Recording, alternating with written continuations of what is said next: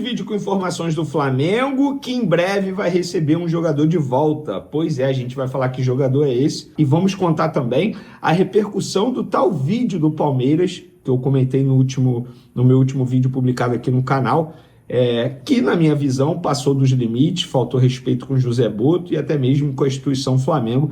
E a gente vai trazer no vídeo de agora o que e como foi a repercussão interna após essa publicação desse vídeo do Palmeiras. Isso tudo e muito mais no vídeo de agora. Galera, eu tô rindo porque assim, vamos lá.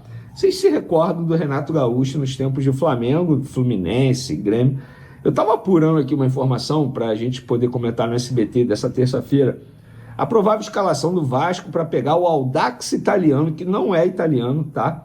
Pela Sul-Americana. O Renato vai poupar o time titular novamente, sendo que esse jogo é em São Januário, terça, e o próximo jogo também em São Januário, sábado, olha quanto tempo tem, novamente em São Januário, pelo Brasileirão. Aí eu falo, para que poupar? Para que poupar? Pelo menos dessa vez ele não vai entrar no tal controle de carga, ele vai estar na beira do gramado, pelo menos dessa vez. Só trazendo essa informação para vocês, porque eu acabei de publicar e a fonte está até aqui comentando essa situação comigo. Vamos lá, galera. Lohan, ele vai ser devolvido pelo Flamengo, pelo Pisa ao Flamengo, galera. Um jogador de 19 anos, tá?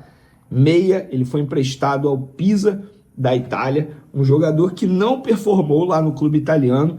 E desde quando ele chegou lá no meio desse ano, na verdade, ele tem apenas 9 jogos. No meio do ano passado, desculpa, ele tem apenas 9 jogos e 1 gol marcado. E, gente, ele não entra em campo, só para vocês terem noção, desde o dia 23 de janeiro, que foi contra a Internazionale. Na ocasião, o Pisa perdeu de 6-2, ele ficou 20 minutos em campo. Antes disso, ele ficou 13 minutos em campo no dia 6 de janeiro. E antes disso ele só havia atuado no ano passado. Gente, assim, não dá. O Lohan, de fato, ele perdeu espaço no Pisa da Itália. E se ele não consegue ser titular nem no Pisa da Itália, é porque a situação realmente não agradou. O jogador brasileiro não caiu nas graças da equipe italiana. E a informação que os empresários têm, que o próprio Flamengo tem, é que ele será devolvido em junho desse ano, quando acaba o contrato dele de empréstimo ao Pisa. O Pisa tinha... Se eu tiver 50 mil reais, é mais rentável investir em CDB, Tesouro Direto ou LCI?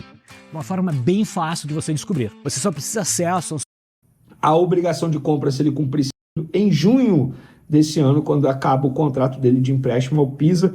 O Pisa tinha a obrigação de compra se ele cumprisse metas, ele não vai cumprir, já está certo. E o Pisa já avisou nos bastidores que não pretende exercer a opção. Era obrigação se ele batesse meta, não bateu. O Pisa teria a opção, mesmo ele não batendo. E o Pisa já avisou, ó, nós não vamos exercer a opção de compra, ele será devolvido. E aí, o que pretende fazer o Flamengo em relação ao Lohan, eu vou contar para vocês. A ideia do Flamengo não é aproveitá-lo, a ideia do Flamengo não é emprestá-lo, a ideia do Flamengo é uma negociação em definitivo, ou seja, uma venda. Mas para isso acontecer, alguém tem que demonstrar interesse. Até hoje, eu estou gravando esse vídeo dia 13, tá? Mas vou publicar no dia 14. Até hoje, nenhum clube fez uma proposta oficial ao Flamengo para comprar esse jogador. Claro, é muito cedo, estamos em abril ainda, ele vai ficar lá até junho. Em junho ele é devolvido e aí o Flamengo, os empresários, vão sentar para poder resolver essa situação. Mas o Flamengo não pretende utilizá-lo, tá? Não é um jogador que está nos planos do Flamengo, do técnico Leonardo Jardim, até mesmo da diretoria. E ele tem contrato com o Flamengo até dezembro de 2029. Nossa, mais 3 anos e meio aí de contrato. Pois é. Vamos ver o que os empresários e o próprio Flamengo vão conseguir fazer em relação ao Lohan. Não será aproveitada, por isso que na ocasião eu lamentei a não venda dele para o CSKA, porque eu sabia que a chance disso acontecer, que está acontecendo agora, era enorme, enorme. Um jogador que, enfim, não conseguiu apresentar dentro de campo aquelas expectativas que muita gente colocou, inclusive eu, tá? Mas num determinado momento eu sabia que ele não ia acontecer da maneira que muita gente esperava. Qual foi a repercussão nos bastidores do Flamengo desse vídeo publicado pelo Palmeiras? Já expliquei, debochando do José Boto. No entendimento do Flamengo, o que haviam pensado deu certo. O Palmeiras vestiu a carapuça, entendeu o recado que tinha sido para eles, passaram o recibo porque responderam de uma maneira institucional, através do perfil oficial do Flamengo. O Flamengo, através de uma entrevista do José Boto, criticou não só indiretamente o Palmeiras, mas a outros clubes e também outras pessoas, jornalistas, torcedores, mas aí o Palmeiras acabou vestindo a carapuça, passou esse recibo aí na visão do Flamengo, publicando um vídeo institucional debochando de um profissional de um outro clube. Então o Flamengo não vai fazer nada de maneira oficial, não vai responder, não vai emitir nenhum comunicado, pelo menos até a gravação desse vídeo. Essa era a decisão tomada internamente lá no Flamengo.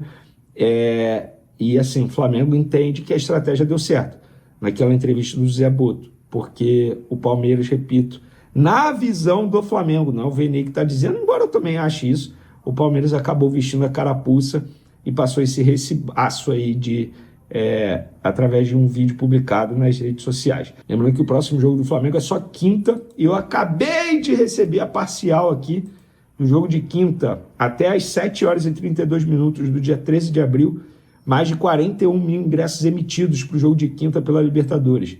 E a fonte ainda falou assim, bota aí, Vene, mais um jogo de casa cheia do Mengão. Vou começar a ler os superchats, como por exemplo, do Sebastião. Boa noite, Renato. Seu programa não estava no ar ontem. Procurei na sua página e não encontrei. Hoje apareceu lá. Não entendi o que aconteceu. Eu também não entendi. Não entendi, porque devia ter aparecido ontem de noite. Eu fiz a live a partir das 10h30 e eu acabei, sei lá, 11h40, 11h45. Já devia estar lá. Mas eu espero que você tenha conseguido ver a live hoje, a live de ontem. Valeu? Felipe Williams. E o piti do Roger Flores? Pois é, rapaz. Defensor da boa relação entre os clubes, deu piti hoje. Colocou o clubismo no lugar da razão. Inadmissível o que o Fluminense fez, na opinião dele. Pois é. Aí é que eu falo. Muitas vezes a diferença entre o jornalista e o ex-jogador. Tem ex-jogadores que eu acho que já têm essa consciência. Mas o Roger hoje mostrou que não tem. Jornalisticamente ali, a discussão era só uma. O Fluminense foi forçado a jogar.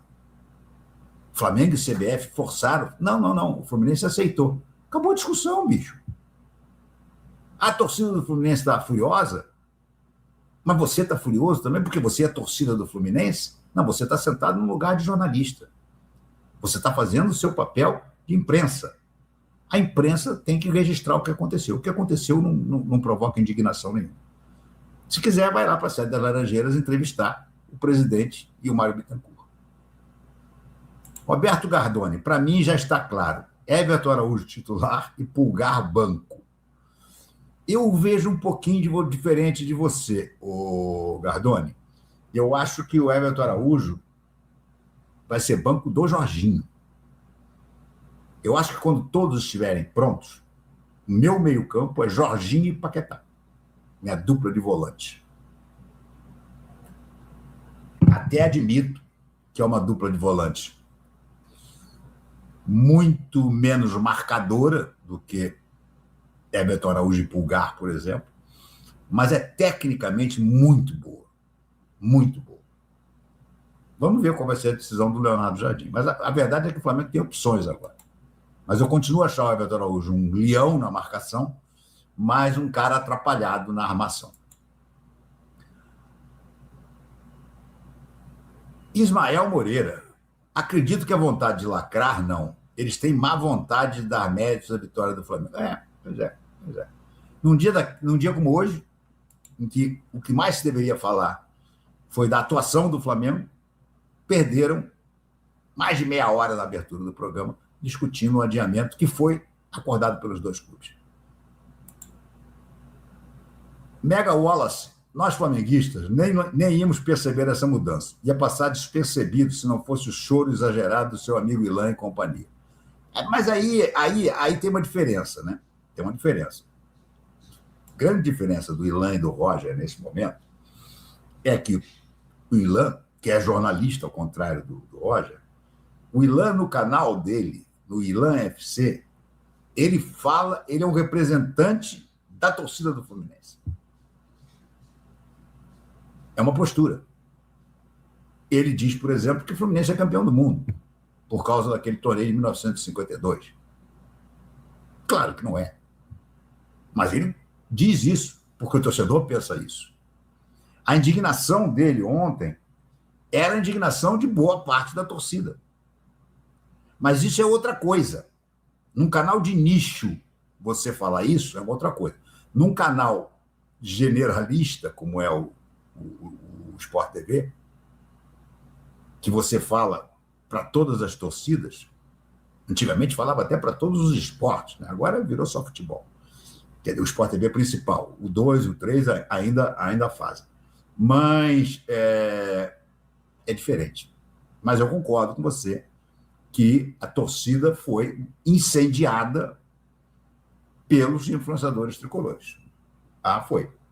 Professor Júlio César dos Anjos, salve RMP, estava sumido, mas sempre te assistindo. Valeu, professor, obrigado pela audiência sempre, e é bom poder falar contigo. O Mauro Coelho manda aqui um superchat, obrigado, Mauro, mas não escreve nada. O Jorge Lasperg é outro que está sempre aqui com a gente. Na hilária live pós-jogo do Ilan, ele chamou o Matheus Montenegro de Matheus Rubro-Negro. Ri de perder o fôlego. Nem senti seu atraso. Eu hoje conversei com o Ilan, até porque eu precisava que ele me ensinasse a fazer uma coisa que ele está fazendo no Stories do Instagram, que eu não sabia fazer. Tecnicamente, eu não sabia fazer. Ele está botando a foto da capa da live dele com um link embutido. Para quem vira o Stories e quiser ver a live, clica nesse link e cai na live. Eu estava querendo fazer isso há um tempão, mas não sabia. Então, hoje a gente se falou por telefone e eu contei para ele, até que eu pinguei a live dele aqui, e que todos nós rimos muito da fúria dele. Ai. O Leonardo Limeira, Plata é atualmente o melhor ponta-direita do Fla para você? Cara, diante do que não está jogando o Luiz Araújo, pode ser. Mas eu vou dizer uma coisa, o Luiz Araújo acho que não perdia aquele gol que o Plata perdeu, não, cara. Aquele gol, cara, e aquele gol era o seguinte, era fechar a tampa do caixão, 3-0. No que o Flamengo metesse 3-0, o jogo acabava. Não ia ter o gol do Fluminense, não ia ter pressãozinha no final. Fez 3-0, acabou. E ele teve o gol escancarado, cara, sabe? E chutou em cima do Fábio. Então, sob esse ponto de vista, eu acho que talvez o Luiz Araújo fosse mais útil. Mas, tirando essa capacidade que o Luiz Araújo tem, às vezes, de fazer gol, o Plata hoje, durante o jogo, está jogando mais que ele. O professor Júlio César diz assim, Felipe Luiz pregava os ponteiros no gramado. Com o Leonardo Jardim, os atacantes flutuam. E o BH, que nunca gostou de atacar, agora está à vontade em sua posição de origem. Concordo contigo. O Felipe Luiz, que quando começou, nem era posicional. Eu acho que depois daquele Mundial de Clubes, Copa do Mundo dos Clubes, não a do final do ano, a do meio do ano, em que o Flamengo ganhou do Chelsea e perdeu do Bayern, eu acho que aquela derrota para o Bayern fez muito mal à cabeça do Felipe Luiz. Ele passou a ser um adepto do jogo posicional muito radical. E, com isso, ele tarrachava os pontas. Agora, com mais liberdade... Gente, o Samuel Lino começou a jogar bola. O Samuel Lino, que todo mundo aqui, e eu, inclusive, dizia, porra, como é que o Flamengo paga 22 milhões de euros nesse cara? Porra, ele começou a jogar bola, cara. Os últimos jogos, ele está jogando. A atuação dele no jogo contra o Fluminense foi primorosa. É ele quem rouba a bola depois que o Fábio repõe mal, que recebe a bola, né? Corta o passe do Fábio, dá para o Pedro faz aquela pintura, aquela coisa espetacular, e depois o passe que ele dá na cabeça não, no peito do Pedro, é passe de Vini Júnior, cara. O Vini Júnior é especialista nesse passe. Aquele passe de 3 dedos com a perna de dentro. Que assim como o Vini Júnior, ele é destro, né? Ele joga na esquerda, mas ele é destro. E ele dá aquele cara, é espetacular aquele passe. E por que será também que está crescendo? Porque deixou de ser apenas um marcador de lateral, né? Leonardo Rodrigues. Cruzeiro e Atlético terminou em confusão. Palmeiras e Corinthians quase não, em confusão, no túnel, teve porrada, teve o diabo. Fly-Flu civilizado e com torcidas misturadas. Que exemplo. Futebol é isso. Que microfones abertos sirvam para educar e não provocar. Você tem toda a razão, Leonardo. Você tem toda a razão. O futebol em São Paulo, há muito tempo, virou guerra. Guerra. Guerra dentro do estádio e guerra fora do estádio. Assassinatos nas imediações do estádio. Porrada solta na arquibancada. Agora, eu acho que isso aí é tudo muito função da incompetência da polícia de São Paulo de separar os brigões. Entendeu? Não é possível. Aqui a gente consegue fazer clássico com torcida mista e lá eles não conseguem. É porque é mais fácil, né? Não tem, então tudo bem. Até parece que diminuiu a violência em São Paulo. Não diminuiu coisa nenhuma, cara.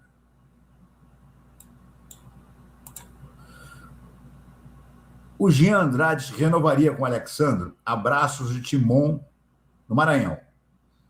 Cara, eu não. Sabe por quê? Ele próprio, Alexandre, já não está querendo mais jogar o ano que vem. O próprio Alexandre já disse que pretende se aposentar no final do ano.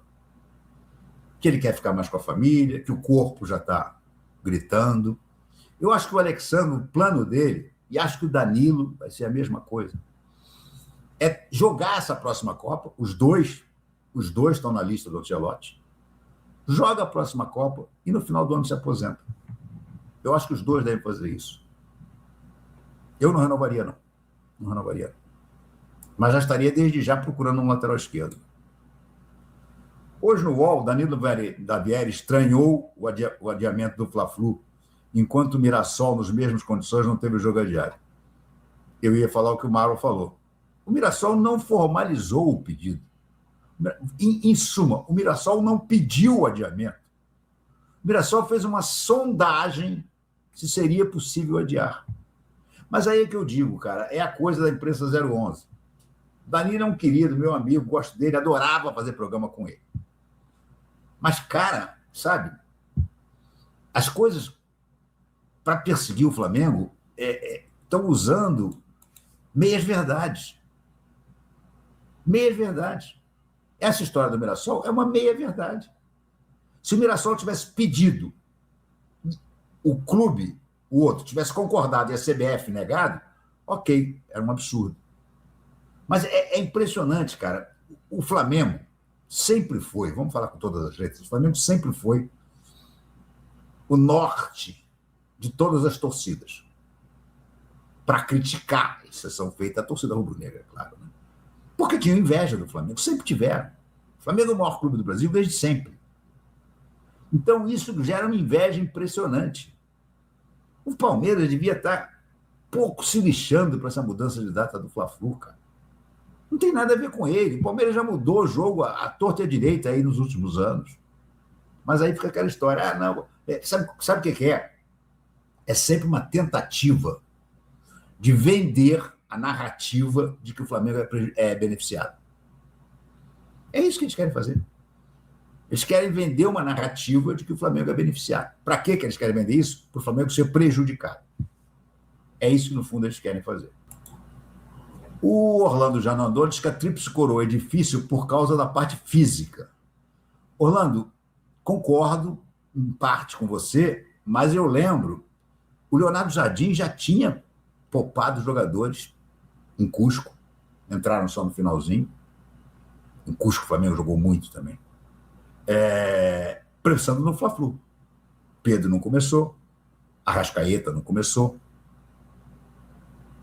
Não me lembro quem mais não começou. Varela não começou, jogou Royal. Eu acho que com o elenco que o Flamengo tem agora, não é criar um time B. Isso o Leonardo Jardim já disse que não vai fazer. Ao contrário do Dorival. Dorival criou o Flamengo B. Dorival, na reta final do Libertadores da Copa do Brasil, ele criou um Flamengo B que jogava o brasileiro, que andou até fazendo umas gracinhas. Mas o elenco agora é bem mais forte. Você não precisa fazer um Flamengo B. Você pode fazer o famoso misto quente.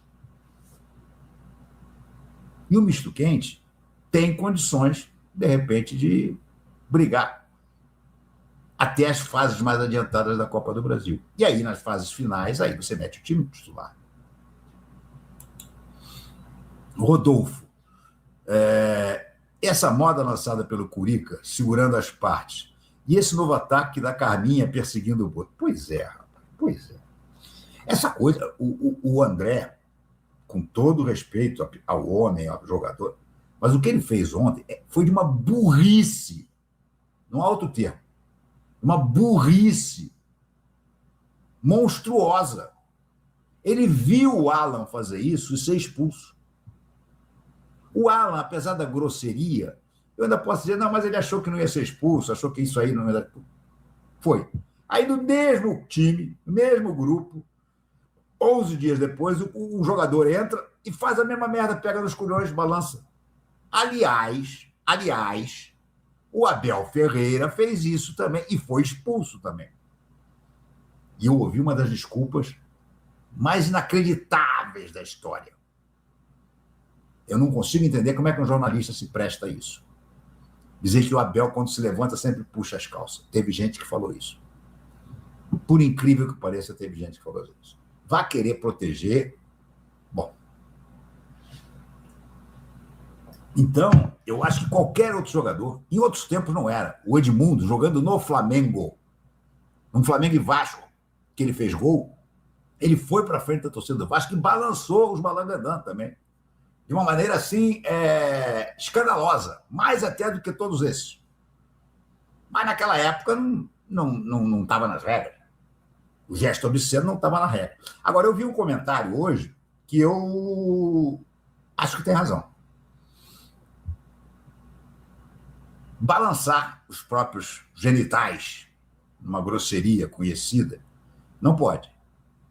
Mas pode, isso a gente, os microfones mostram pra gente, filha da puta, caralho, vai tomar no seu cu. Também não devia poder, cara.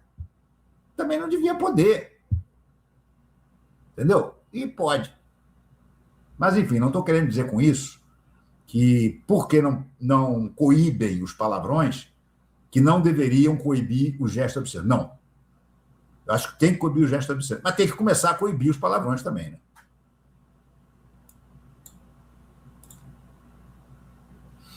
O Danilo, herói do Tetra, diz que o Alexandre que pode se aposentar esse ano. Falei sobre isso agora um pouco, né, Danilo? Eu acho que está na hora até. Está na hora. O Alexandre, ele não tem mais corpo para jogar mais uma temporada. Não em alto nível. Não ganhando ótimo salário. Isso é outra coisa que as pessoas esquecem. Essa galera ganha um puta de um salário, cara. Esses caras vieram para cá ganhando salário e luvas, porque vieram de graça. Tanto o Danilo como o Alexandre, como o Saul, vieram sem que o Flamengo tivesse que comprar os direitos deles. Então, qual é a coisa? A contrapartida, eu quero luvas na mão. Claro que se fosse comprar, vou chutar aqui, se fosse comprar o Saul, talvez o Flamengo tivesse que pagar 8 milhões de euros. Estou dando um chute aqui. Claro que o Saul não ganhou 8 milhões de euros de luvas por causa disso, mas deve ter ganho pelo menos uns 2 milhões de euros, que agregam no salário e fazem um salário muito alto. O Neymar, cara, o caso do Neymar, meu Deus do céu, o que o Flamengo, o Santos já está devendo os culhões do Buda para o Neymar. Para o Neymar jogar essa bolinha chulé que ele jogou desde que voltou ao Brasil.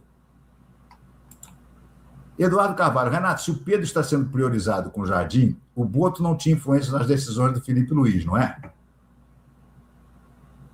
Espera aí, não estou entendendo. Deixa eu te dizer. O Felipe, cara, era muito novo na profissão. Era normal que o Boto fizesse o ouvido dele. Não acho que o Boto escalava o time, nem decidia a tática. Mas claro que o Felipe, começando, tendo um cara acima dele, que é uma puta velha do futebol já, claro que muita coisa ele ouvia. O Leonardo Jardim falou com todas as letras na entrevista de ontem. Quando eu cheguei aqui, o que me disseram era que o Pedro não parcava. Não era... Quem pode ter dito isso aí? Se não o José Boto. E o Leonardo Jardim fez os famosos ouvidos de mercador. Pagou para ver. pagou para ver e está ganhando.